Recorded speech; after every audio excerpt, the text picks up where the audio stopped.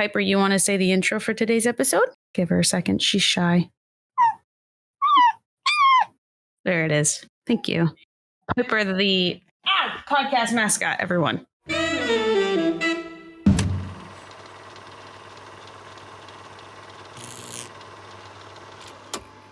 Hello, cinephiles, and welcome to Silver Screen Sips, a podcast where two idiots talk about movies. And today is our listeners' episode, Volume 12. Did you hear her meow in the background? She's excited. She's excited for the episode. Get excited, Piper. Just a reminder, there are spoilers ahead for movies and TV shows that you may not have seen yet, so just know you've been warned. The movies we will be spoiling today will be Bones and All and Total Recall. For those who don't know, I got a kitty. Her name is Piper. She's very cute. If you follow me on Instagram, you've probably seen her by now. What's her full name? Got to give her full name. Piper Soup. Soup. Her original name was Soup, so we wanted to keep it somewhat incorporated. So it's Piper Soup. Soup. So I do apologize in advance if there's meowing in the back. She's an attention whore. Just like her mommy. Just like her mom. Yeah. Okay. So Isaiah. Yeah. What did you watch today or this week? I watched Total Recall. Ooh. 1991, the Arnold Schwarzenegger one. This movie was suggested to us by Daniel P. Shout out to Daniel. Message from Daniel says, whoever likes insanity. Yeah. Yeah. That's you, all right. Yeah, who isn't down for some little insanity? I mean, I do love David Lynch, and all of his movies are just acid trips. So wait, it's David Lynch? Yeah. Oh, I didn't know he directed it. No, he didn't direct this movie. I'm saying that just David. I like David Lynch movies, and it happened to be in 7. No, this is Verhoeven. Joel Verhoeven. Oh, okay. I was gonna say that does not sound like a David Lynch kind of movie. No. He did Dune, which is kind of like his most like real. Not the new Dune, the 80s Dune. He did like I was gonna say. Yeah, he did that one, and that was like the most normal movie he's ever probably done. Interesting. Yeah, but no, Paul Verhoeven did this one, and he did RoboCop, Starship Troopers. He's super Dutch. Anyway. Interesting. Okay. Yes. Now, to give you a plot synopsis of this movie, it is based off a Philip K. Dick novel, and I love Philip K. Dick. That he's literally like one of the guys. You love Dick? Yeah, I do. Nice. So Philip K. Dick, he's like one of the godfathers of cyberpunk. So all of his stuff, like you've seen his stuff. He did the original book for Blade Runner. So Blade Runner is based off a book. He did that. The Adjustment Bureau with Matt Damon, if you've seen that. Just a lot of sci-fi, like a lot of sci-fi movies are inspired by his stuff. So I really like his stuff. Now, this one's basically about a dude who wants to go to Mars. It's in the future. He wants to go to Mars, and he is but he can't go to Mars. Like it's one of those like resort things, and it's another planet. He lives on Earth. He's like, oh, I can't afford that. And so he decides to go get a memory implant, which is basically the equivalent of having the memory of going to Mars. So he gets the implant. However, they offer special packages, and so one is to be a secret agent. And so he gets implanted being secret agent. And then it kind of goes haywire from there throughout the whole plot. And to jump right into it, one of the things I do like about this movie is that it kind of... She just typed on the keyboard. Did you see it? No. In the document where it says recall 5555555555555. Okay. No, I didn't see Anyways, that. Continue. Yeah, no. So yeah, to jump right into it, one of the things I like about this movie is that it really keeps you on. Is he actually like? It's written in a way of being like, is he actually playing out this fantasy that his memory is implanted in? And they play with it too. Like there's scenes like kind of like playing with it of, is he actually playing out this fantasy, or is he actually that thing? Because it goes from like they implant the memories, but then the memories kind of go crazy, and it's like, oh, they didn't put the memories in. He's actually a secret agent. And then, but is he? Like it kind of goes back and forth. So I like that. It kind of puts you on your toes, and even towards the end, you don't really ever know. You kind of have to like put it out together. You have to like put it together yourself, which I thoroughly enjoy. I like when they do that. You're gonna be ambiguous, go all the way.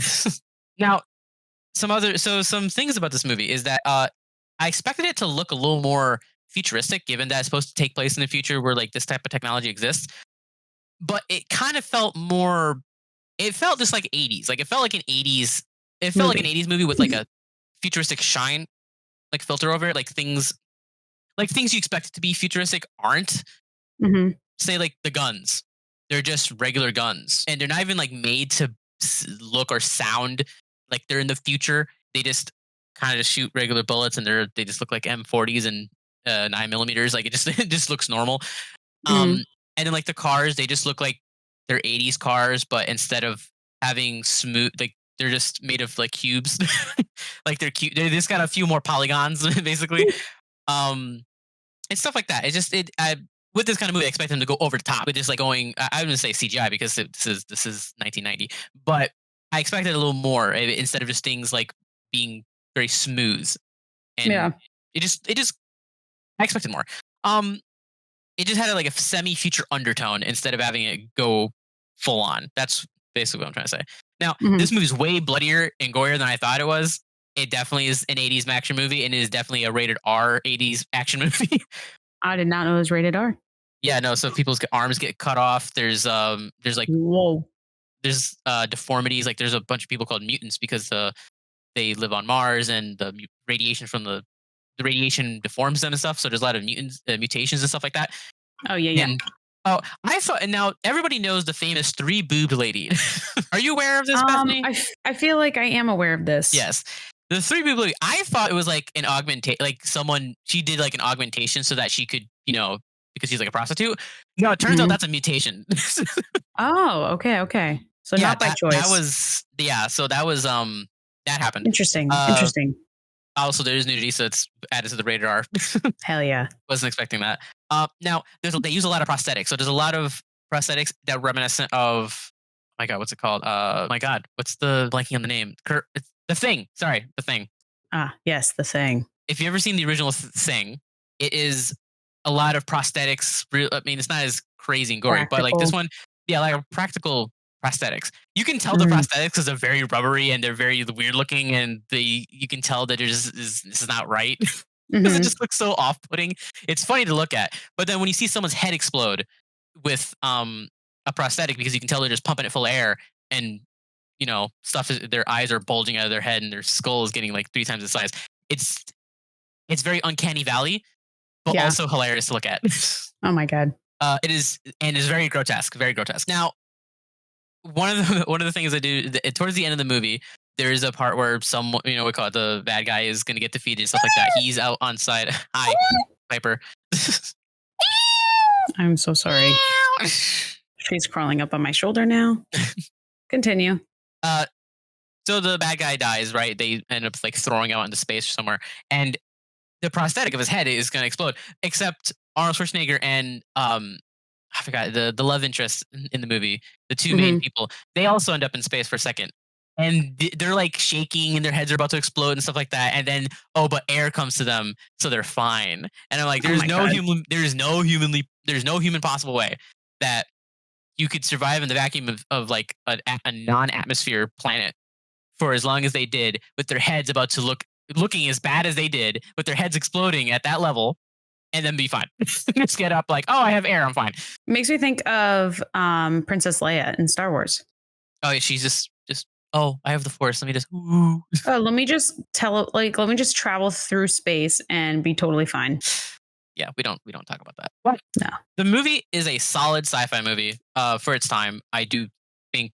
I think the Total Recall with Colin Farrell that came out in like 2012 is way worse. Oh my God. Yes. I haven't seen it in a very long time, but I don't remember liking it because it's like PG-13. It has not, like, there's no reason for it. Like it's just it's very But there's my mini review of that one. But I did give this one a 4 out of 5 because it is a solid action movie. Like for its time, it's a 90s slash 80s, because they kind of made it in the 80s. It feels very 80s. It's not bad. It is what it is. It's a timepiece. Yeah, I mean, I have heard of it, but I have never seen it myself. Had no idea that that's what it was about. So. Oh yeah, what do you call it? Philip K. Dick's his novels are wild. Like he suffered from alcoholism. He was all over the place, but he was one of the most iconic writers. Well, he made a banger of a movie. Yeah, it sounds like. would you like to take a moment for our little sponsor break? No, we should have Piper do it. Piper should do it. He actually is asleep in my arms right now. Wow, that was so quick. I know. It's just like that. I wish I had that ability. Same. I would like to take a moment to thank our sponsor of today's episode, Shaker and Spoon. It's a monthly subscription service that gives you bar quality recipes and ingredients designed by award-winning mixologists. Their latest box, Totally Tequila, features incredible tequila blanco cocktail recipes. If you'd like your very own box to drink along with us, then head on over to Shaker and Spoon and use promo code SIPS10 to get $10 off your first subscription. That's promo code SIPS10 to get $10 off. Piper would like you to go get it. Yes. And if you don't, then you have hurt a kitty's feelings and you are a soulless person. I mean, cats don't have souls either, though. So shh, don't say that about her. Okay. I would like to talk about my film. Yes. That I watched. It was suggested by Aaron T. Thank you, Aaron. And it was Bones and All. With Timothy Chalamet? Yeah, Timothy Chalamet. Chalamet. And can I just say, what a movie. It was crazy. So let's start with what it's about, right? Mm-hmm. So the movie is basically about a cannibal. Shocker, spoilers. It's about many cannibals, but it's about this main girl.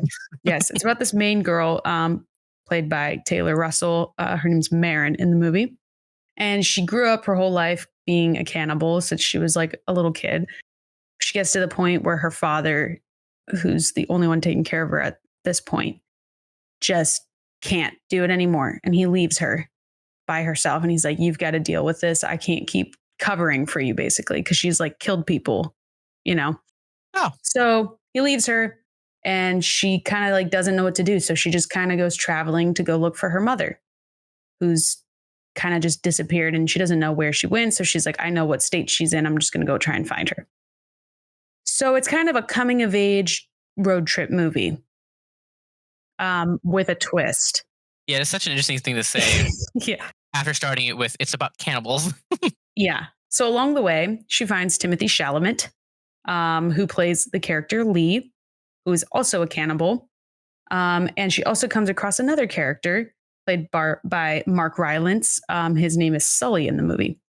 Sully is just a creepy old dude. That's pretty much all you need to know. And he's also a cannibal. Is this like, you know how we always think about like, what if a serial killer met another serial killer? Mm-hmm. Like what are the odds of that happening? And then when you're telling me that the odds in this movie are that these three people can just be cannibals and find each other.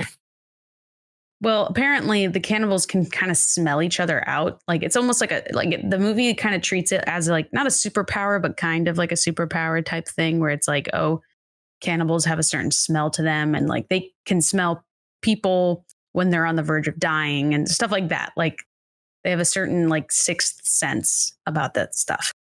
So that's how she was able to find the others, is because you can smell them. Okay. So anyways, she hangs out with Sully for a bit. He's creepy and weird. So she kind of dips, runs into Timothy Chalamet, and the two of them fall in love. And, you know, they have their ups and downs. They struggle with the cannibalism and almost getting caught because they're eating people. And then you think it's happy living. Whoa. Mm-hmm. I just had a stroke. Sorry. You think they're about to live happily ever after because they're living together and everything. And then boom, Sully comes back and he's weirder than ever. He's fucking freaky dude. And he tries to it's a weird scene. He like tries to cuddle with like the girl, and it's just like a really weird scene. And Timothy Chalamet walks in and they kill Sully basically. But in the process of killing Sully, Timothy Chalamet gets stabbed. And it basically ends with Timothy Chalamet telling Taylor Russell to eat him.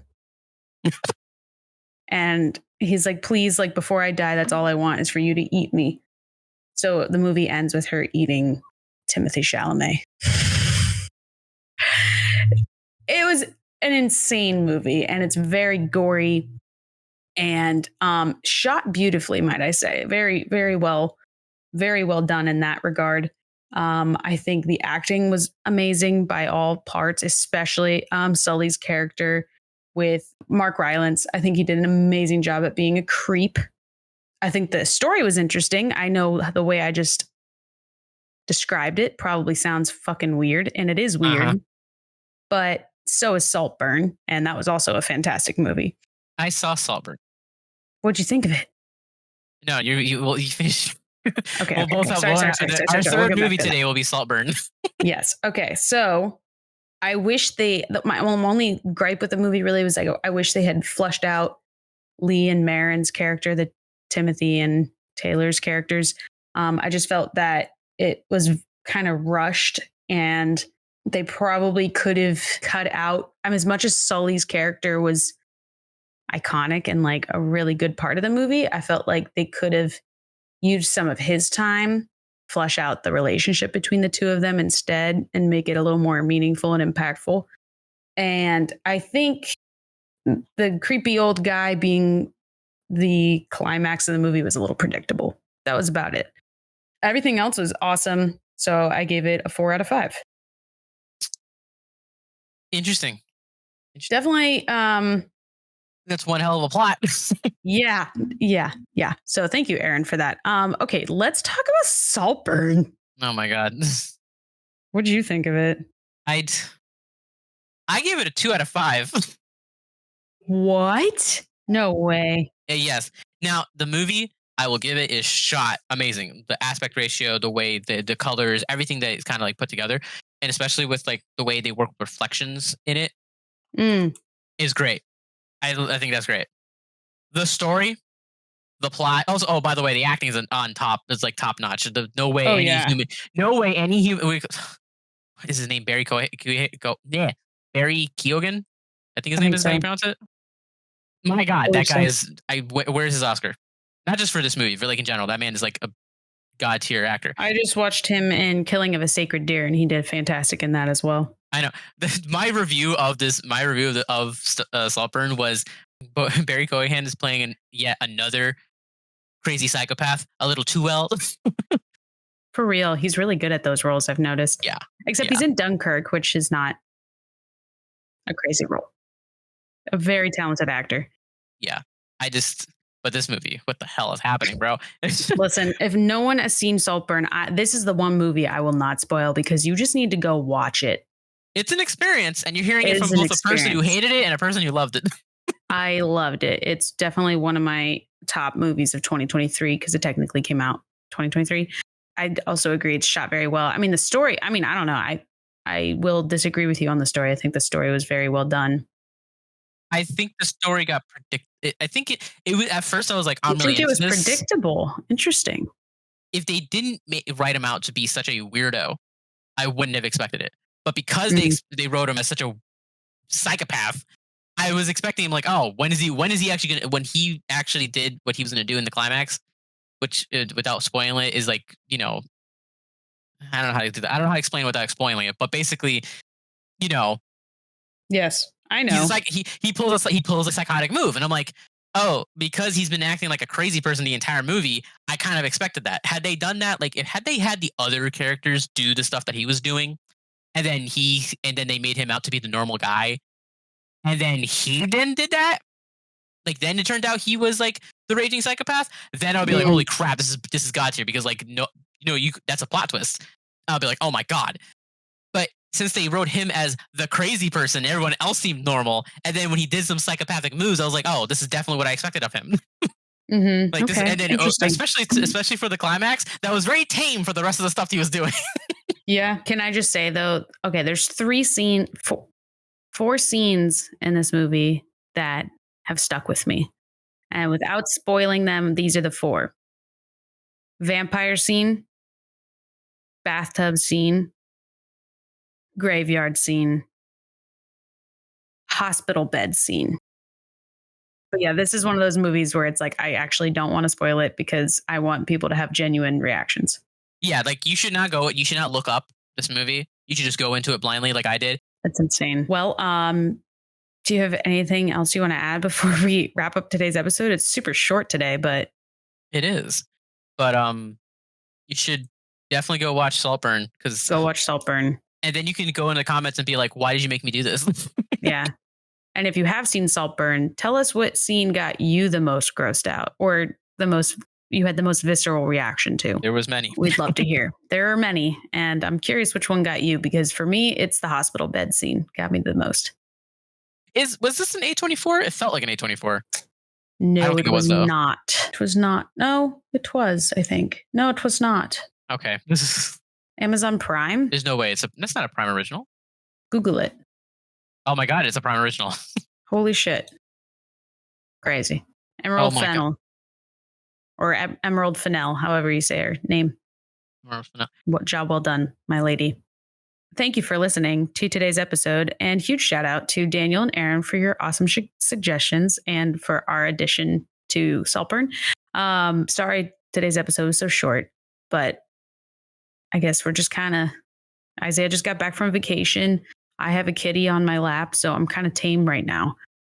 If you have any movies you'd like us to watch and review for our next listeners episode, then go on and send those in to silverscreensibs@gmail.com.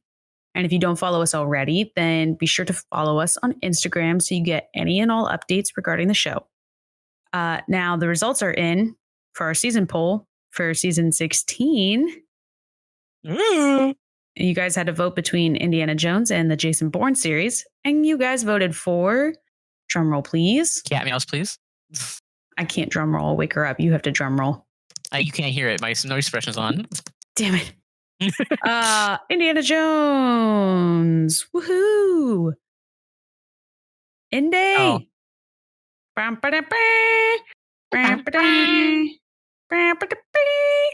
Anyways, thank you everyone who voted for the season.